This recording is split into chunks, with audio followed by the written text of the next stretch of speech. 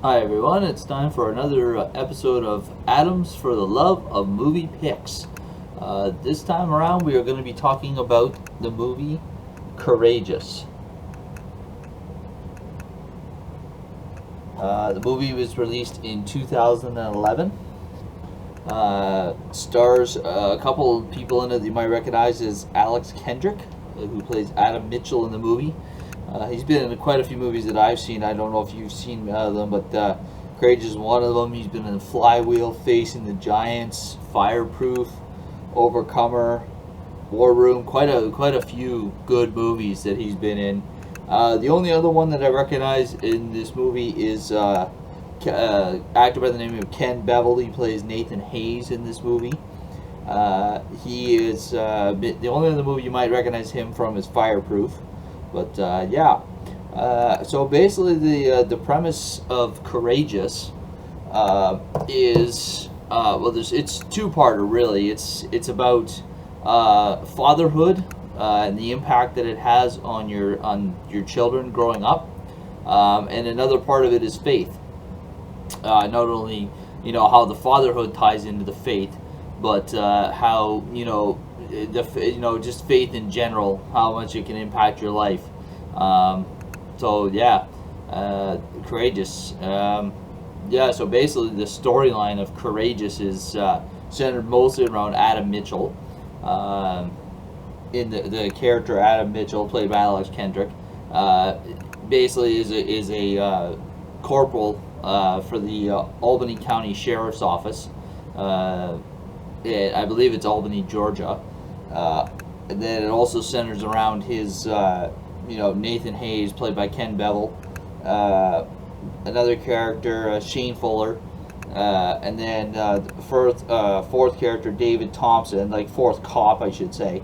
And then also their one friend that comes along later in the movie, Javier. Yeah, it's basically it's centered around them and their experiences of fatherhood and faith throughout the movie with their own families, their own experiences.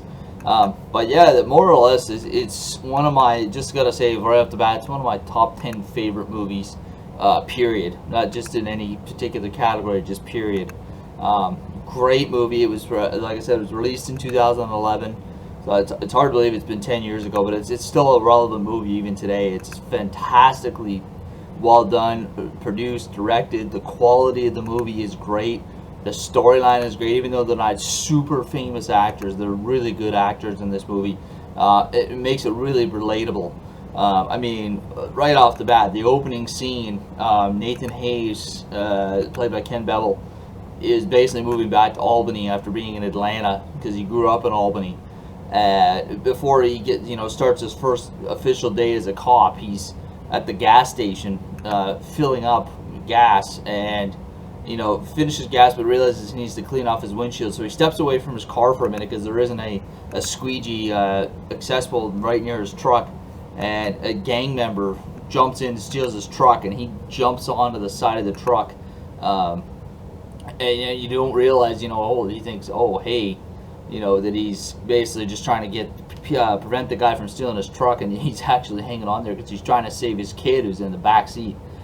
Just that's the opening scene. It's powerful right from the get go. It's very emotional, and it really really draws you into the movie. You can really relate, to the storyline and what's happening in the movie.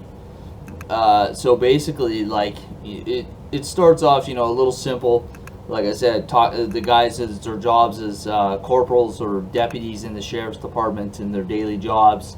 Talking about their own family experiences, and at one point they meet Javier through kind of a miraculous moment.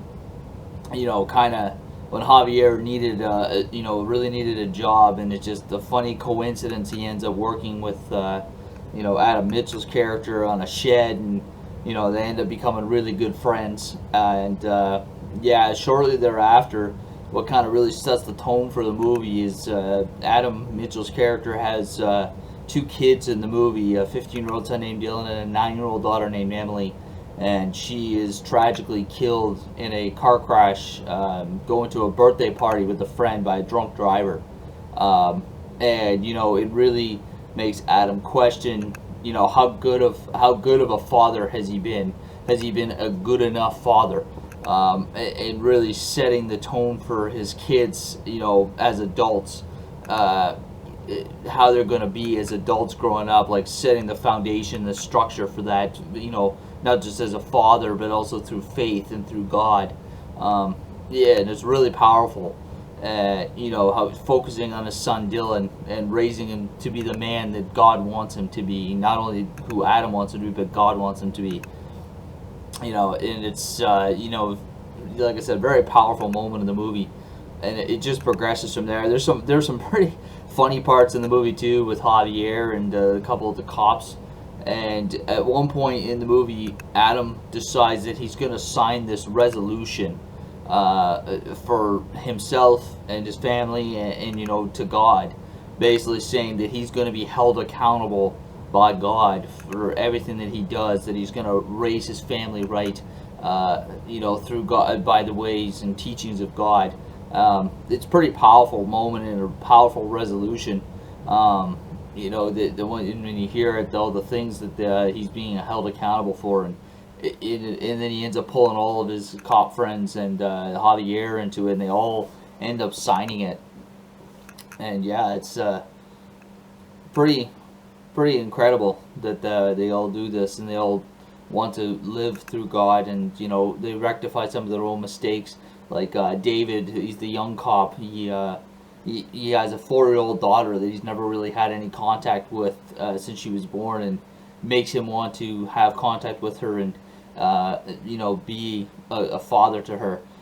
One point I should make is that there's a point in the movie where the sheriff you know, finds this paper on the study that was done that, in the movie, I don't know if it's true in real life, that basically how these kids that grew up with fathers are, you know, more, like, so many more times likely to commit a crime and end up in a gang and, you know, be in jail.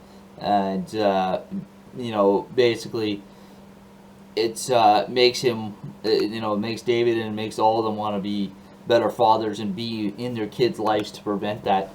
Yeah, so Courageous, it's a really good movie. You don't have to be, you know, a true believer in faith, you know, believer in God to enjoy this movie. It's powerful regardless of whether or not you believe. It's just the emotional ties that you know, the movie brings in terms of family and fatherhood and connection. It's really well done. One of the reasons why it's my in my top 10 favorite movies of all time. It's a great family movie. Any age can watch this movie. Not really sure if it's available on any streaming platforms, but you can pretty much find it anywhere you can buy videos. And yeah, so yeah, one last final thing is, you know, at the end of the movie, you know, it's a pretty powerful speech Adam gives at a church service, basically about, you know, you know, what he's committed to in his experiences, and what he's doing to fulfill the resolution. But it's funny because he actually calls on all the men in the church to, you know, who are fathers or, you know, have had fathers, you know, to be you know, better in their lives. You know, basically at one point he asks, like, "Where are you, men of courage?" And he asks, you know, people, the men to can relate to stand up in the audience. It's quite a powerful moment in the movie right at the end there. Powerful speech. A lot of like I said, a lot of this movie can relate to real life. So yeah, Courageous, absolutely great movie. Love it. Recommend it for anybody. You know, it's you know, there's some moments of the movie, like I said, that are sad, but overall, it's a great pick-me-up movie. It's, you know, really draws you in emotionally to the movie. And yeah, very well done. So check it out, and everyone have a good night, and I'll check you guys out in my next video. All right, take care. See you later.